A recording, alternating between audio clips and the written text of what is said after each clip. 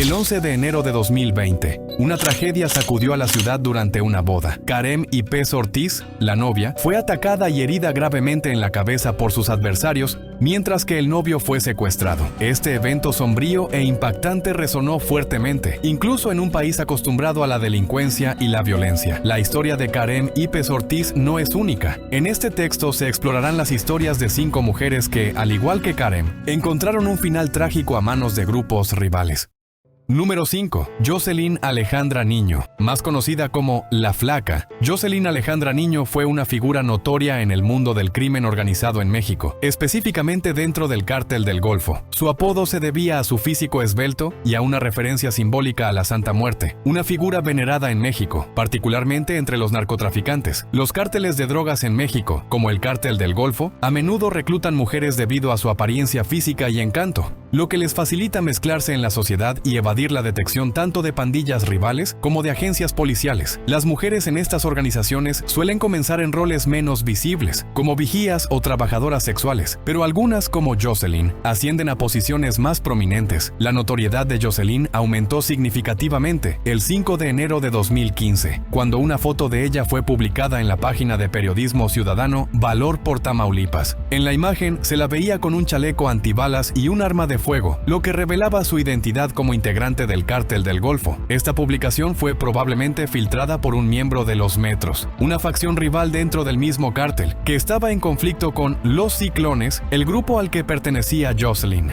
El conflicto interno entre los Metros y los Ciclones se desarrollaba principalmente en Río Bravo, Tamaulipas, un territorio dominado en gran medida por los Metros. Jocelyn y su grupo estaban en una disputa territorial con esta facción rival, una lucha que intensificó su exposición y eventualmente su caída. El 12 de abril de 2015, Jocelyn fue capturada por los Metros junto a 2 de sus cómplices. Al día siguiente, sus cuerpos sin vida fueron encontrados en Matamoros, Tamaulipas. Además de Jocelyn, los cuerpos pertenecían a otra mujer y un hombre, ambos asociados también con los Ciclones. Los restos mostraban signos de violencia extrema. Los Metros no solo capturaron a Jocelyn y sus compañeros, sino que también utilizaron los cuerpos para enviar un mensaje contundente.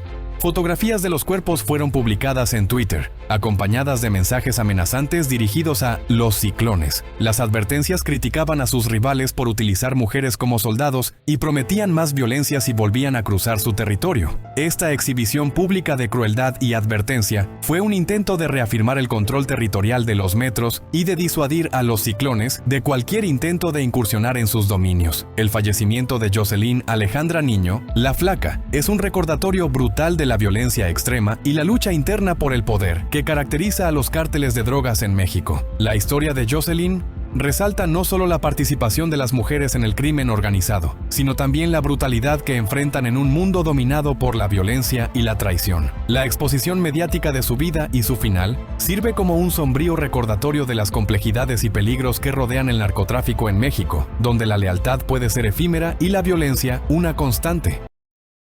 Número 4. Mayra Lemus. Mayra Lemus, una figura controvertida y poderosa, fue víctima de un ataque mortal el 18 de febrero de 2011. En ese fatídico día, Lemus, quien era candidata a la alcaldía, fue atacada junto a varios miembros de su campaña en un hotel. Personas armadas irrumpieron en el lugar, llevando a cabo un incidente que conmocionó a la comunidad y dejó un legado de temor e inquietud. Este no fue el primer atentado contra Mayra. En junio de 2006, ella sobrevivió a otro ataque, aunque trágicamente su sobrina perdió la vida en ese incidente. Estos intentos contra su vida reflejan el nivel de peligro y la cantidad de enemigos que Mayra había acumulado a lo largo de su carrera. Mayra Lemus era conocida no solo por su aspiración política, sino también por su reputación temida. Era una figura infame en el mundo del crimen organizado, controlando su imperio de actividades ilegales con mano de hierro. Se le atribuían numerosos actos violentos y se decía que manejaba sus operaciones con una crueldad despiadada. Su poder y control eran tales que se rumoreaba que incluso había eliminado a su propio esposo para consolidar su posición.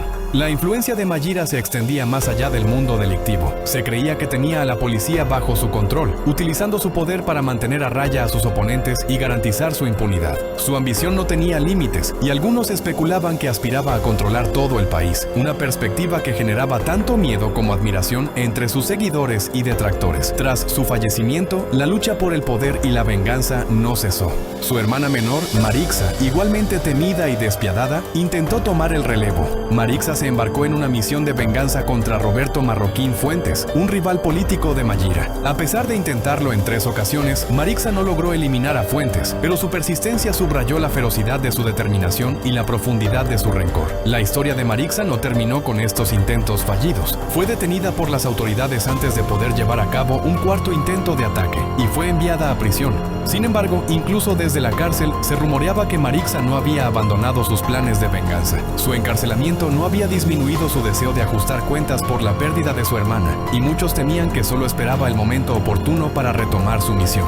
El legado de Mayira y Marixa Lemus es un testimonio de la brutalidad y el poder dentro del crimen organizado. La historia de estas 2 hermanas destaca la intersección entre la política, el crimen y la violencia, y cómo estas fuerzas moldean la realidad en ciertas regiones. La figura de Mayira, con su control férreo y su capacidad para infundir temor, y la implacable búsqueda de venganza de Marixa, ilustran un ciclo de violencia que parece difícil de romper. El fallecimiento de Mayira Lemus y los intentos de venganza de su hermana menor reflejan las complejidades del poder y la influencia en el mundo del crimen organizado.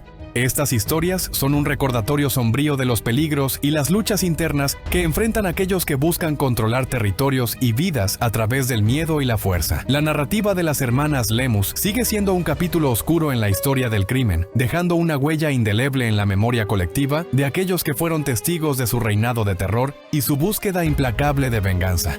Número 3. Karem Lisbeth Yepes Ortiz. El 11 de enero de 2020, Karem Lisbeth Yepes Ortiz fue trágicamente herida durante su boda en un ataque perpetrado por miembros del cártel Jalisco Nueva Generación, CSTNG. El evento, que debería haber sido un momento de felicidad, se transformó en una escena de horror cuando su novio fue secuestrado en la misma ocasión. El ataque tuvo lugar en la iglesia de Nuestra Señora de San Juan en Celaya, Guanajuato, en medio de la violenta disputa entre el CJNG y el cártel de Santa Rosa de Lima, liderado por el hermano de Karem, José Antonio Yepes Ortiz, conocido como El Marro. Esta confrontación entre los 2 cárteles ha sido una fuente constante de violencia en la región. El CJNG está dirigido por Nemesio Oseguera Cervantes, conocido como El Mencho. Es considerado uno de los delincuentes más peligrosos de México, incluso superando la notoriedad de Joaquín El Chapo Guzmán. Bajo su liderazgo, el CJNG ha escalado en poder y violencia, afectando gravemente diversas áreas del país. Durante la ceremonia nupcial, personas armadas irrumpieron en la iglesia y comenzaron a disparar indiscriminadamente. El ataque causó pánico entre los invitados y resultó en la pérdida de Karem y la desaparición de su novio, conocido como El Calamaro. Los invitados, aterrorizados, intentaron refugiarse y escapar del caos que se desató en el lugar sagrado. Los atacantes huyeron en varios vehículos, disparando a cualquiera que se interpusiera en su camino. Un civil de 18 años perdió la vida al ser alcanzado por una bala mientras conducía su motocicleta cerca de la iglesia, sumando otra víctima a la tragedia. Tras el ataque, el CJNG publicó videos en las redes sociales burlándose de El Marro por no haber estado presente en la boda de su hermana y sugiriendo su huida. En respuesta, El Marro negó cualquier participación en el incidente y acusó al CJNG de ser responsables del ataque, intensificando aún más la rivalidad y el ambiente de tensión en la región. El cártel de Santa Rosa de Lima, bajo el liderazgo de El Marro, se ha centrado principalmente en el robo de combustible en Guanajuato. Este grupo ha mostrado audacia al desafiar abiertamente al gobierno mexicano, dejando mensajes amenazantes al presidente de México y exigiendo la retirada de las fuerzas de seguridad de la zona. La violencia en Guanajuato ha sido un reflejo de esta lucha de poder entre los cárteles, causando un alto número de víctimas y un ambiente de inseguridad constante. El ataque en la boda de Karem Lisbeth Yepes Ortiz ocurrió solo un día después del incidente con María Guadalupe López Esquivel, conocida como La Catrina o la Dama de la Muerte, también relacionado con el CJNG. Este evento subraya la escalada de violencia en la región, donde las vidas se ven afectadas por la lucha de poder entre los cárteles y las represalias constantes. Número 2. María Guadalupe López Esquivel, conocida como La Catrina, fue una figura destacada y temida dentro del cártel Jalisco Nueva Generación, CJNG.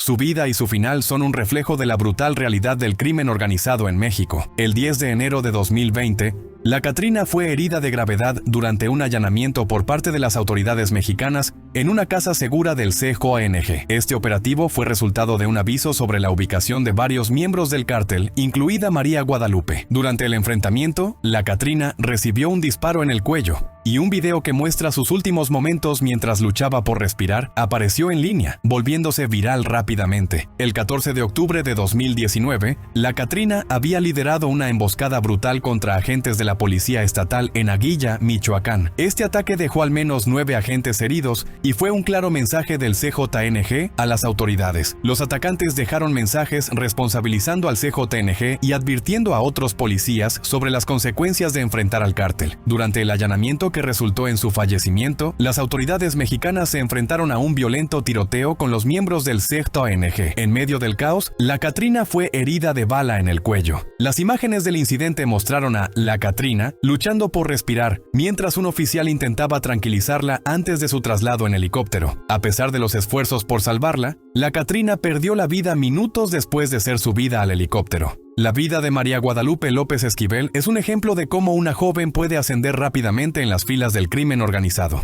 María dejó su pueblo natal, Tepalcatepec, y se unió al CJNG bajo la dirección de Miguel "El M. Fernández, con quien tuvo una relación sentimental. Gracias a su determinación y lazos con figuras clave dentro del cártel, la Catrina rápidamente escaló posiciones dentro del CJNG, participando activamente en actos delictivos como extorsiones y secuestros. A pesar de su juventud, apenas 21 años, la Catrina ocupaba una posición destacada dentro del CJNG y disfrutaba de un estilo de vida glamuroso, típico en el mundo de los cárteles de drogas. Su vida, sin embargo, fue un reflejo de las contradicciones y peligros de este estilo de vida. Por un lado, tenía acceso a lujos y poder, pero por otro, vivía en constante peligro, siempre en la mira de las autoridades y de cárteles rivales. El fallecimiento de la Catrina y la viralización de sus últimos momentos en un video impactaron a muchos y sirvieron como un recordatorio de la brutal realidad del crimen organizado en México. Su final fue solo una de las muchas pérdidas en la lucha constante entre las autoridades y los cárteles de drogas, una lucha que continúa cobrando vidas y causando sufrimiento en muchas comunidades.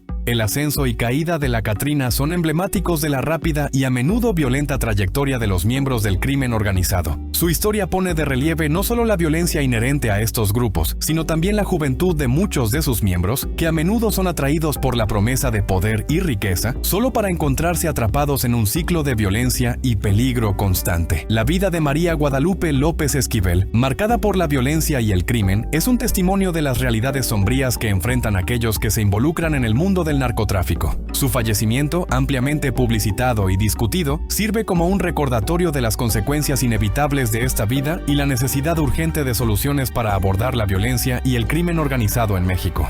Número 1. Griselda Blanco, conocida como La Madrina. Fue una figura prominente en el tráfico de cocaína durante la década de 1980 en Miami. Su influencia y reinado en el mundo del narcotráfico superaron incluso a Pablo Escobar en su momento. Blanco fue responsable de innumerables actos de violencia y ganó muchos enemigos tanto en Colombia como en Estados Unidos debido a su brutalidad. Se estima que estuvo detrás de entre 200 y 2000 incidentes violentos. Blanco comenzó su vida criminal a una edad temprana, involucrándose en actividades ilegales como secuestros y otros actos violentos antes de entrar en el negocio del tráfico de drogas. Su vida estuvo marcada por relaciones tumultuosas y matrimonios fallidos. Se casó 3 veces y ordenó la eliminación de al menos 2 de sus esposos. Carlos Trujillo fue su primera víctima, seguido por Alberto Bravo, quien la introdujo en el negocio de la cocaína. Una de las habilidades notables de Blanco fue su capacidad para desarrollar métodos ingeniosos de contrabando de cocaína a Estados Unidos. Entre sus tácticas más innovadoras estaba el uso de mujeres jóvenes como mulas para transportar la droga. Este enfoque le permitió establecer un flujo constante de cocaína hacia el mercado estadounidense, ampliando significativamente su imperio delictivo. En busca de nuevas oportunidades, Blanco se trasladó a Miami, donde se convirtió en una de las primeras pioneras en el tráfico de cocaína. Su vida en Miami estuvo marcada por el lujo y el poder, controlando un vasto imperio de drogas. Sin embargo, este poder también trajo consigo una ola de violencia. De 1979 a 1984, el sur de Florida se convirtió en una zona de conflicto debido a la competencia entre diferentes facciones del narcotráfico, con Blanco en el centro de muchos de estos enfrentamientos. La vida de Blanco dio un giro en 1985 cuando fue arrestada y sentenciada a casi 20 años de prisión. Durante su juicio, su sicario, Jorge Ayala, se convirtió en el testigo estrella en su contra. Sin embargo, un escándalo de sexo telefónico debilitó el caso de la fiscalía, lo que resultó en su liberación y posterior deportación a Colombia en 2004. A pesar de haber pasado años en prisión, Blanco no pudo escapar de su violento pasado. En 2012, a la edad de 69 años, su vida terminó en Medellín mediante un ataque desde una motocicleta, el mismo método que ella había popularizado. La identidad de su agresor permanece desconocida hasta el día de hoy, cerrando el capítulo de una vida marcada por la violencia y el crimen. Griselda Blanco dejó una huella imborrable en la historia del narcotráfico. Su ascenso al poder, su brutalidad y su capacidad para innovar en el contrabando de drogas la convirtieron en una figura temida y respetada en el mundo del crimen organizado. Su historia es un reflejo de cómo el poder y la violencia pueden llevar a una vida de constante peligro y enemistades. La vida de Blanco, aunque llena de lujos y poder, estuvo siempre acompañada de un inminente riesgo, lo que finalmente la llevó a un final violento. La influencia de Griselda Blanco en el tráfico de drogas y su capacidad para dominar un mercado tan competitivo como el de la cocaína en Miami son testimonios de su habilidad para el crimen organizado. A pesar de sus métodos brutales y de los numerosos enemigos que hizo a lo largo de su carrera, su nombre sigue siendo uno de los más reconocidos en la historia del narcotráfico. Su legado, aunque oscuro, ofrece una visión sobre la compleja y violenta realidad del mundo de las drogas y el impacto duradero de figuras como la Madrina en este submundo. Y eso es todo por hoy. Espero que hayas encontrado esta historia sobre Griselda Blanco, la Madrina, tan fascinante como inquietante. Su vida llena de poder, lujo y violencia nos muestra el lado oscuro del narcotráfico y cómo personas como ella dejaron una marca imborrable en la historia. Si te ha gustado este video, no olvides darle un like y compartirlo con tus amigos para que más personas conozcan esta increíble historia. Y si aún no lo has hecho, asegúrate de suscribirte a nuestro canal y activar la campanita de notificaciones para que no te pierdas ninguno de nuestros próximos videos. Tenemos muchas más historias intrigantes y reveladoras que estamos seguros te van a encantar.